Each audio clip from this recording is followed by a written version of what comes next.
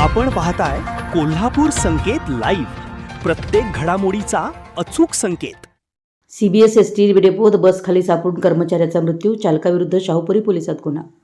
कोल्हापूर मध्यवर्ती बस स्थानकाच्या म्हणजे सीबीएस एसटी डेपोतील वर्कशॉपमध्ये काम सुरू असताना एसटी बस सुरू करून पुढे घेतल्यानं बस खाली सापडून एका 54 वर्षीय व्यक्तीचा मृत्यू झाल्याची दुर्दैवी घटना शनिवारी दिनांक 15 ऑगस्ट रोजी सकाळी घडली आहे।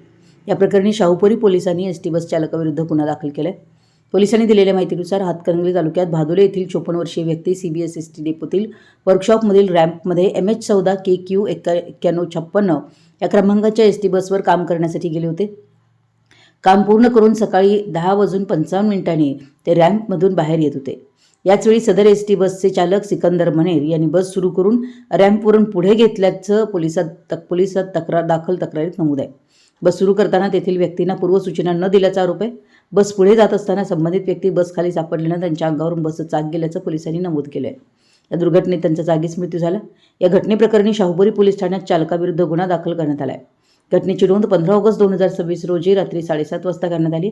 या प्रकरणाचा तपास पोलीस उपनिरीक्षक गुणवरे करीत आहेत। पोलिसांच्या माहितीनुसार वाहन हयगयीने, अविचाराने, निष्काळजीपणाने किंवा बेदरकारपणे चालवल्यामुळे हा अपघात झाल्याचा आरोप असून पुढील तपासात घटनेची नेमकी परिस्थिती स्पष्ट होणार आहे। संपूर्ण महाराष्ट्रातील वेगवान घडामोडी व बातम्यांसाठी कोल्हापूर संकेत लाईव्ह न्यूजला सबस्क्राईब करा आणि बेल आयकॉन प्रेस करा।